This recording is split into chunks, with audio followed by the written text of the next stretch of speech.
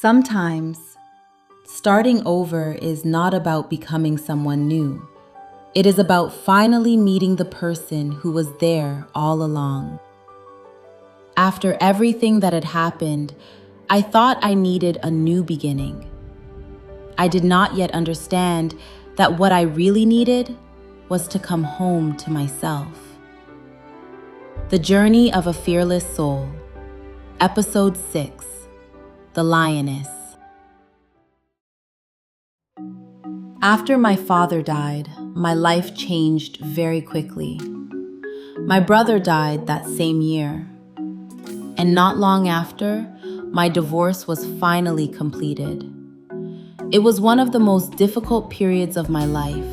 I was grieving, I was exhausted, and for a while, I fell into a depression. Berlin had been my home for many years.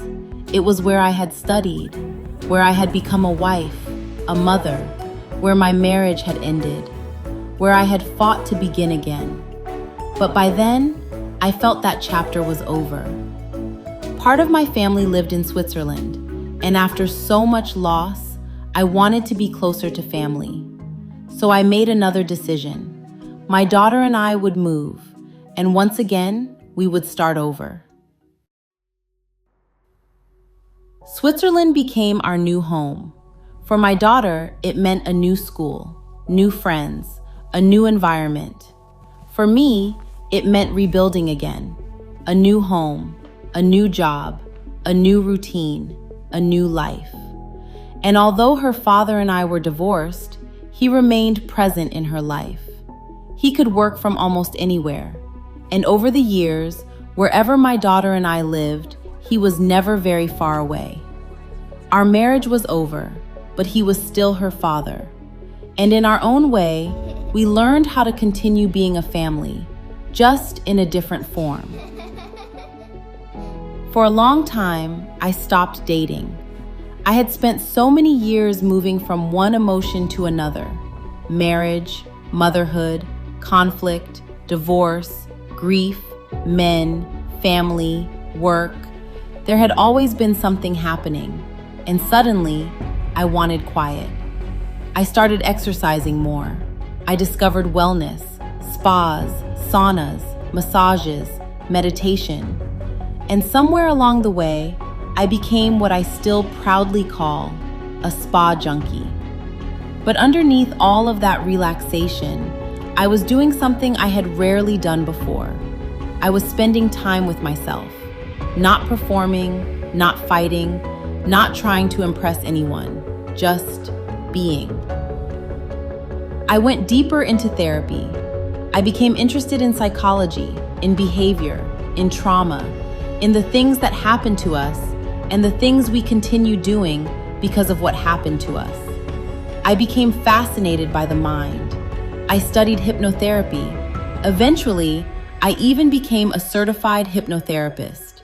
The more I learned about people, the more I learned about myself. Why certain things triggered me, why certain personalities attracted me, why I could recognize some kinds of danger immediately and completely miss others. Why we sometimes return to familiar emotions, even when the people creating them look completely different. I started understanding that knowing your past is not the same thing as healing from it. Sometimes you can understand exactly where a wound came from and still keep choosing from the wound. Eventually, I dated again. One of the men I entered a relationship with was a doctor. I thought I was older now, wiser, more experienced. I thought perhaps knowing more about myself meant I would automatically make better choices. But healing does not work that quickly. That relationship became unhealthy too, and when it ended, I eventually needed a restraining order for him to leave me alone. It was the second time in my life that leaving a relationship had become something I needed protection to do. And this time, I stopped asking only, what is wrong with him? And I began asking, what is happening inside me? Not because I was responsible for another person's behavior. I wasn't. But I was responsible for understanding my own patterns. Why had certain things felt familiar to me? What had I learned about love as a child? What had I learned about strength, about fear, about staying, about leaving? And what was I still carrying without realizing I was carrying it? I had spent so much of my life looking outward, at my father, at my mother, at my husband, at the men I dated, at my family, at what other people had done. This time, I looked inward, and that changed everything.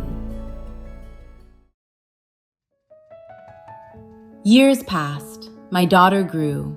I worked, I changed, I learned. I built a life. Not a perfect life, my life. And slowly, I began to enjoy the woman I was becoming. I learned to enjoy my own company. I learned that being alone was not the same thing as being lonely. I learned that attention was not love, that chemistry was not compatibility, that understanding someone's wounds did not mean I had to accept being wounded by them, and that loving someone did not require losing myself. For the first time, I wasn't waiting for someone else to build a life with me. I had already built one.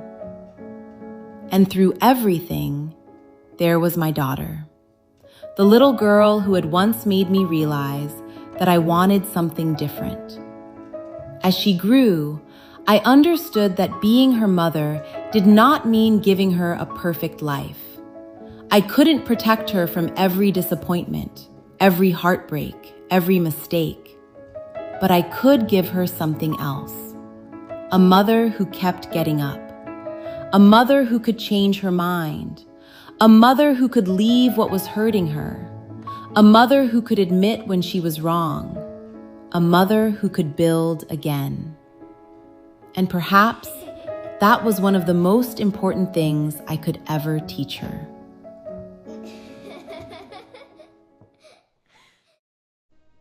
There was another thing I slowly learned. For most of my life, I wanted to be seen. As a child, I wanted my father to see me.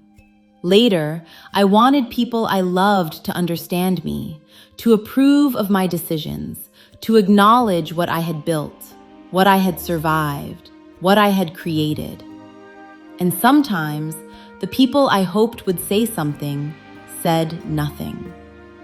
There was a time when silence could make me question myself. Maybe it wasn't good enough. Maybe it wasn't important. Maybe I wasn't important. But eventually, I stopped allowing other people's reactions to determine the value of what I created. Their applause could not make me more valuable, and their silence could not make me less. I didn't need everybody to understand me. I didn't need everybody to agree with me. I didn't even need everybody to see me, because finally, I saw myself. Eventually, I opened myself to dating again. But this time, I dated differently. Not perfectly, differently.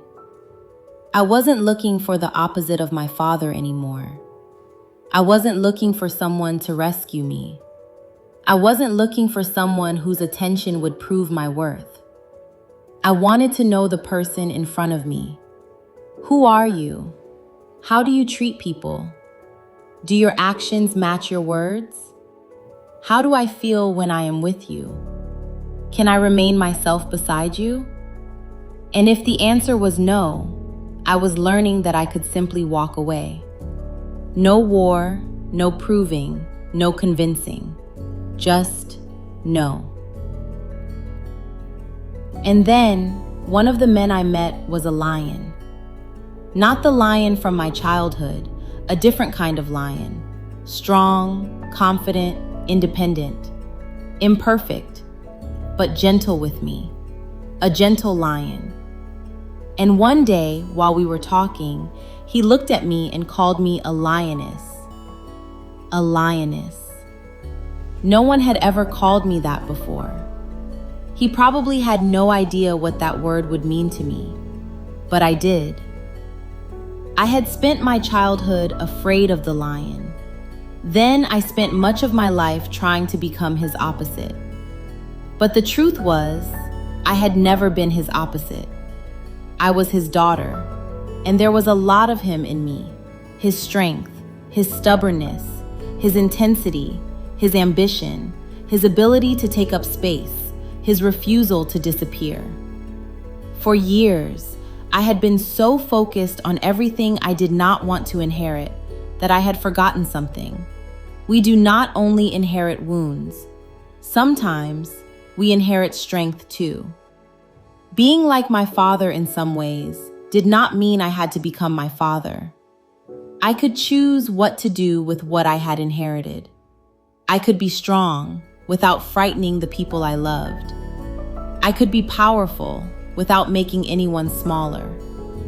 I could be stubborn about protecting my peace, ambitious about building my dreams, fearless about walking away from what was not right for me. The lion had been part of my story, but he did not get to decide what being a lion meant. I could decide that for myself. I was a lion too, a lioness.